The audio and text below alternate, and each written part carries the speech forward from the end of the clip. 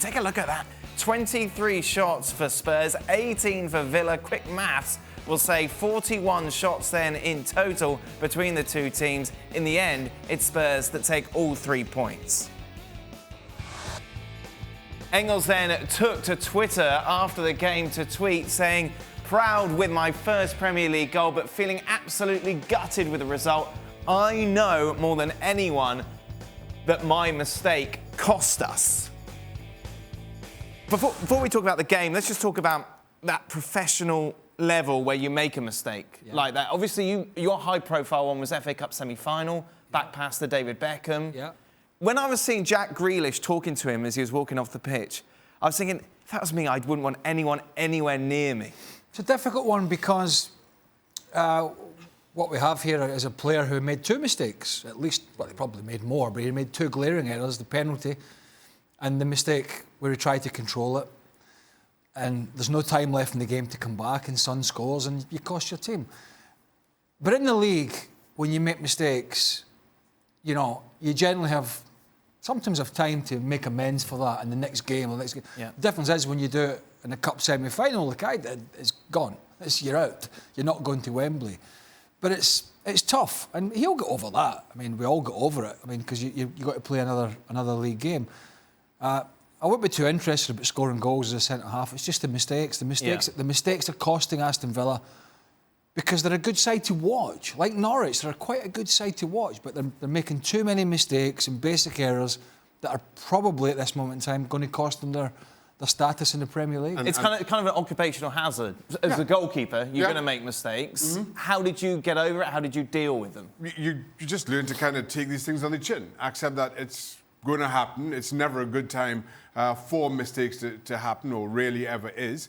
And you just accept it as one of those kind of occupational hazards. And as Craig rightly says, you have to pick yourself up, dust yourself off, and get on with it. Most people do. Some people struggle with it. I see no reason why this is going to hamper Engels in any way. It is disappointing when it does happen. But again, you learn to take these things on your chin. If you want to spend a long time in the game, you know they're going to keep coming. I tell you what, though, we saw a lot of football this weekend. Obviously, some very important games. But if I could watch one again, it would probably be this. It was brilliant. Yeah, I said last week, Spurs again didn't outpossess their opponents, but what was better about them? They created a lot more this week.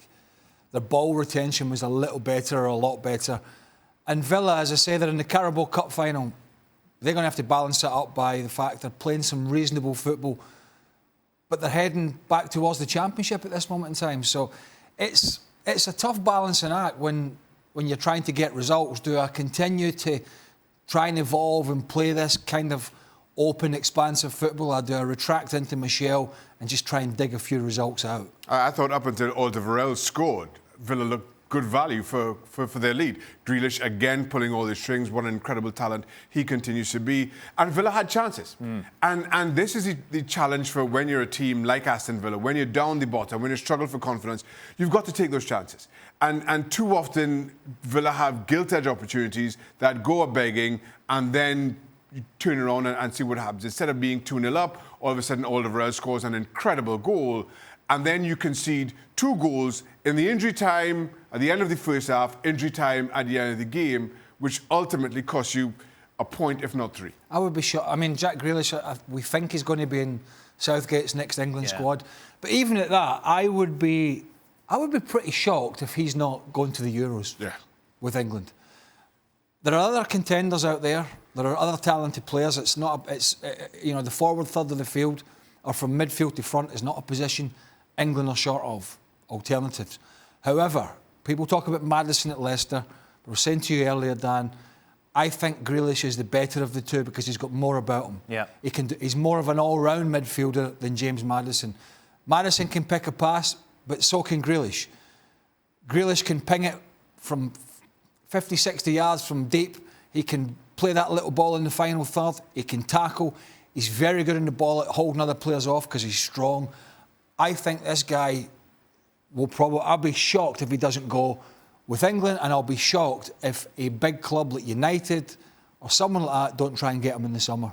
I was surprised, just moving on, sorry, from Jack Grealish, for what Dean Smith had to say after the game, talking about that penalty that was awarded. We're again sat in a sterile environment, looking at something that everybody in a stadium of 42,000 people, our staff, their staff, don't think it's a penalty, including the player who went down. If it takes 2 minutes, that's not clear and obvious. For me, it's farcical. They've overturned what was a good decision by the referee. Well, it was a wrong decision by the referee because it was a tight decision. And I understand what he's saying in some sense, because the rhetoric with clear and obvious is horrendous. It's absolutely horrendous. The bottom line here is, it was clear on the VAR check that Engels came through Bergwijn to then get to the ball. Now, that's a penalty kick. Just because the referee didn't see it. Yep. And no one appealed for it. Bergwijn didn't look for it. Nobody did they? That doesn't mean it's not a penalty. Here's the thing. If Bergwijn doesn't get that shot off and the ball doesn't deflect off of Engels, then there's no doubt in anybody's mind that it's a penalty. But the fact that Bergwijn, in going down, in getting fouled, throws a leg at it, gets a shot off and hits Engels, all of a sudden now it becomes dubious or contentious. That doesn't add up for me. It's a penalty. What doesn't add up for me is the amount of players and managers moaning about correct decisions. Clearly for their own benefit. Yeah. But, you know, we've seen umpteen decisions. Handballs, offsides, penalties that were all correct. But yet a manager will go back and say, wow, they said clear and obvious, and it wasn't clear and obvious. They had to get a video to look at it. That's what the technology is for. People just don't seem to accept that if somebody sat in a room and makes a decision on the evidence, then normally it's quite clear. I mean, I was listening to one of the post-game conferences yesterday after the Wolves game, where you had that offside given and it was close. And the manager's saying, well, you can't say that the player got an advantage from that position. And I'm like, hold on, how all of a sudden offside has become about gaining an advantage? So now we're recrafting the laws in post-game press conferences to suit what you think should be right. And to Craig's point, it's become ridiculous how managers are complaining for correct decisions.